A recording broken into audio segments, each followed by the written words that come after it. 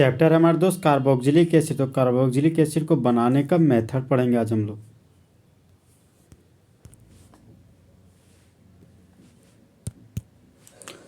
Alkyl benzene से जब alkyl benzene में ऑक्सीजन को जोड़ा जाता है स्ट्रॉन्ग ऑक्सीडाइजिंग एजेंट की मदद से, तो स्ट्रॉन्ग ऑक्सीडाइजिंग एजेंट के रूप में अम्लीकृत पोटेशियम डाइक्रोमेट लेते हैं। अगर अम्लीकृत पोटेशियम डाइक्रोमेट नहीं होगा तब अम्लीकृत पोटेशियम परमैंगनेट ले सकते हैं, तब कार्बोक्जिलिक एसिड बनता है।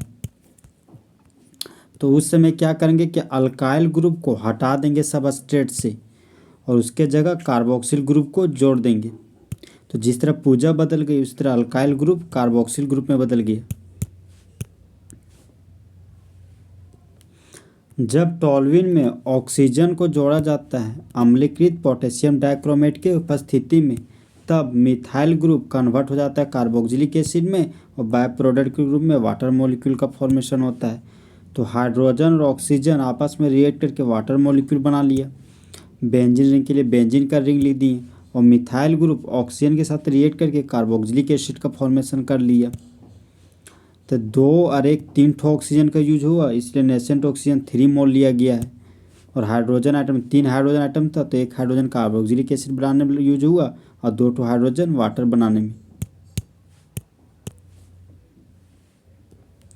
जब इथाइल बेंजीन में नेसेंट ऑक्सीजन को जोड़ा जाता है अम्लीकृत पोटेशियम डाइक्रोमेट के उपस्थिति में, तब मेन प्रोडक्ट के रूप में बेंजोइक एसिड बनता है और बाय प्रोडक्ट के रूप में कार्बन डाइऑक्साइड और वाटर मॉलिक्यूल का फॉर्मेशन होता है।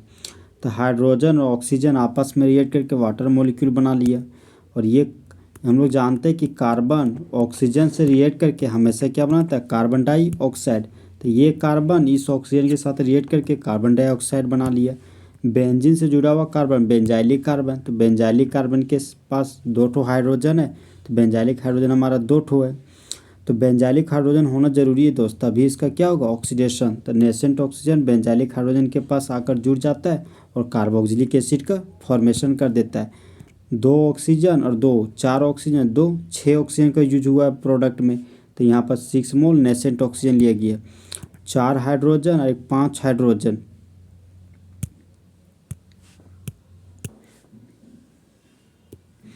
जब नॉर्मल प्रोपाइल बेंजीन में नेसेंट ऑक्सीजन को जोड़ा जाता है अम्लीकृत पोटेशियम डाइक्रोमेट की उपस्थिति में, तब मेन प्रोडक्ट के रूप में बेंजोइक एसिड बनता है और बाय प्रोडक्ट के रूप में कार्बन डाइऑक्साइड और वाटर मॉलिक्यूल का फॉर्मेशन होता है।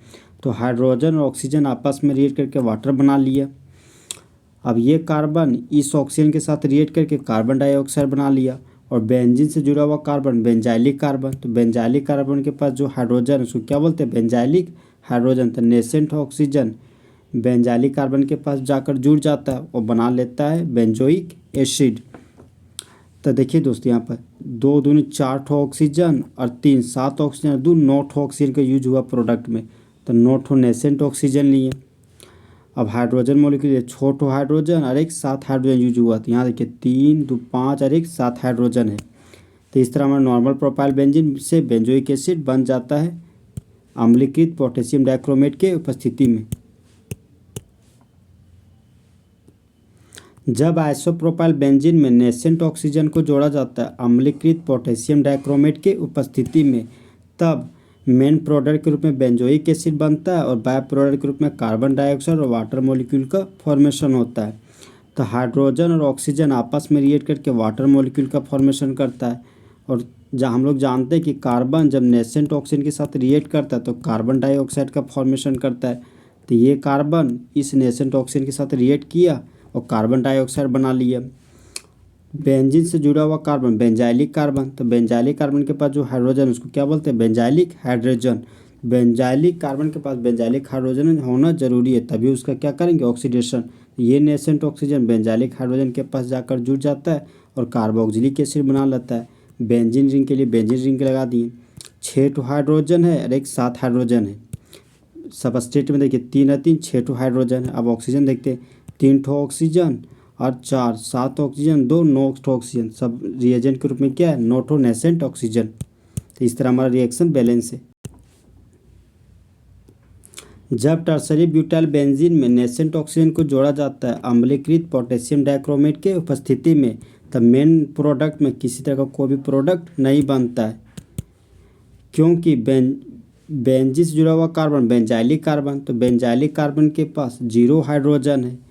तो रीजन क्या जाएगा कि बेंजाइलिक हाइड्रोजन की कमी की वजह से यहाँ पर प्रोडक्ट का फॉर्मेशन नहीं हो रहा है। रिएक्शन नंबर 10, अल्किन से हम लोग आज कार्बोक्सिलिक एसिड बनाएंगे। तो जब अल्किन को गर्म किया जाता है अम्लीकृत पोटेशियम डाइक्रोमेट की उपस्थिति में, तब वह भाग लेता है ऑक्सीडेटिव टूट में। तो ये हमारा क्या डबल बॉन्ड सी और 2 हाइड्रोजन है। नेसेंट ऑक्सीजन इस डबल बॉन्ड के पास एक बार जोड़े और एक ठो ये हाइड्रोजन को दिए टॉप हाइड्रोजन, एक ठो बॉटम हाइड्रोजन को दिए, और यहाँ से दोस्त इस तरह हाइड्रोजन एसिड और बेस मिलकर वाटर मॉलिक्यूल बना लिया। बच गया मेरे पास carbon dioxide. Double bond C में एक तरफ अल्काइल ग्रुप जुड़ा हुआ, दूसरी तरफ हाइड्रोजन ग्रुप, तो उसको क्या करवाने जा रहे हैं, ऑक्सीडेशन। तो ये ऑक्सीजन डबल बॉन्ड के पास जोड़े तो बन गया C double bond O. Alkyl group के लिए अल्काइल ग्रुप जोड़े, फिर ये नेसेंट ऑक्सीजन इस हाइड्रोजन के पास जाकर जोड़े तो बन गया OH, और इस तरह कार्बोक्सिलिक एसिड का फॉर्मेशन हो गया। डबल बॉन्डेड कार्बन के एक तरफ अल्काइल ग्रुप लगा, दूसरा तरफ भी अल्काइल ग्रुप लगा, तो इस नेसेंट ऑक्सीजन को इस डबल बॉन्ड के पास जोड़ दिए तो बन गया double bond O। Alkyl group के लिए अल्काइल ग्रुप लिखे, ये भी अल्काइल ग्रुप के लिए अल्काइल ग्रुप, और इस तरह हमारा कीटोन का फॉर्मेशन हो गया। जब प्रोपीन में नेसेंट ऑक्सीजन को जोड़ा जाता है अम्लीकृत पोटेशियम डाइक्रोमेट के उपस्थिति में, तब मेन प्रोडक्ट के रूप में एसिटिक एसिड बनता है और बाय प्रोडक्ट के रूप में कार्बन डाइऑक्साइड और वाटर मॉलिक्यूल का फॉर्मेशन होता है। तो 3 कार्बन के लिए रूट वर्ड हो गया प्रोप, और डबल बॉन्डेड कार्बन के लिए हो गया इन, नाम हो गया प्रोपीन। तो डबल बॉन्डेड कार्बन के बॉन्ड को क्या किए, तोड़ दिए। तो जिस तरह दिल टूटता है उसी तरह डबल बॉन्डेड वाला जिस तरह दिल टूटता है उस तरह डबल बॉन्डेड वाला कार्बन यहाँ पे टूट गया। तो एक नेसेंट ऑक्सीजन डबल बॉन्ड को दिए तो डबल बॉन्ड O बन गया। मिथाइल ग्रुप के लिए मिथाइल ग्रुप लिखे, फिर आगे बढ़े तो CH था। एक नेसेंट ऑक्सीजन इस हाइड्रोजन को दिए तो बन गया OH ग्रुप, और एक नेसेंट ऑक्सीजन डबल बॉन्ड को दिए तो डबल बॉन्ड O बन गया। जानते हैं हम लोग कि कार्बन ऑक्सीजन से रिएक्ट करके क्या बनाता है, कार्बन डाइऑक्साइड, और हाइड्रोजन नेसेंट ऑक्सीजन के साथ रिएक्ट करके हमेशा वाटर मॉलिक्यूल बनाता है। तो ये कार्बन इस ऑक्सीजन के साथ रिएक्ट करके कार्बन डाइऑक्साइड बना लिया, ये हाइड्रोजन इस ऑक्सीजन के साथ रिएक्ट करके वाटर मॉलिक्यूल का फॉर्मेशन कर दिया। 2 कार्बन के लिए कॉमन नेम हो गया एसिड, और 2 ऑक्सीजन के लिए हो गया IC, और हाइड्रोजन के लिए एसिड कॉमन नेम हो गया एसिटिक एसिड। जब ब्यूटेन में नेसेंट ऑक्सीजन को जोड़ा जाता है अम्लीकृत पोटेशियम डाइक्रोमेट की उपस्थिति में, तब मेन प्रोडक्ट के रूप में एक एसिटिक एसिड है, एक एसिटिक एसिड 2 मोल एसिटिक एसिड का फॉर्मेशन होता है। तो ये डबल बॉन्डेड कार्बन है, ये भी डबल बॉन्डेड कार्बन, तो डबल बॉन्डेड कार्बन को क्या किए, बॉन्ड को तोड़ दिए। ये नेसेंट ऑक्सीजन को एक बार डबल बॉन्डेड वाले कार्बन को देते हैं, और फिर इस नेसेंट ऑक्सीजन को डबल बॉन्डेड कार्बन के पास रहने वाले हाइड्रोजन को देते हैं, मतलब विनाइलिक हाइड्रोजन को। अब देखिए दोस्तों, मिथाइल ग्रुप के लिए मिथाइल ग्रुप लिख दिए।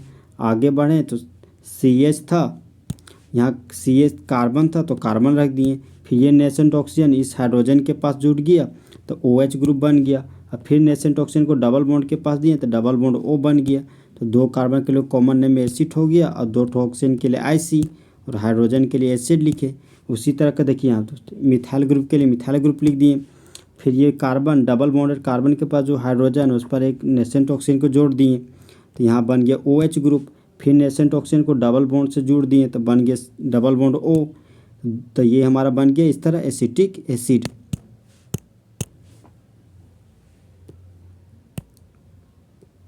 जब साइक्लोहेक्सिन में नेसेंट ऑक्सीजन को जोड़ा जाता है अम्लीकृत पोटेशियम डाइक्रोमेट के उपस्थिति में, तब मेन प्रोडक्ट ग्रुप में हेक्सेन 16 डाइओइक एसिड का फॉर्मेशन होता है। इसको प्यार से क्या बोलते हैं, एडिपिक एसिड। तो डबल बॉन्डेड वाले कार्बन के बॉन्ड को तोड़ दिए, एक नेसेंट ऑक्सीजन ऊपर वाले डबल बॉन्डेड कार्बन को दिए, एक नेसेंट ऑक्सीजन डबल बॉन्डेड वाले कार्बन को दिए। तो ये देखिए दोस्तों, यहाँ से बन गया कार्बोक्सिलिक एसिड, तो C डबल बॉन्ड OH लिख दिए। यहाँ से बन गया कार्बोक्सिलिक एसिड, तो C डबल बॉन्ड OH लगा दिए। अब 1 कार्बन 2 कार्बन 3 कार्बन 4 कार्बन बचा, तो 4 कार्बन के लिए CH2 को होल 4 लिख दिए।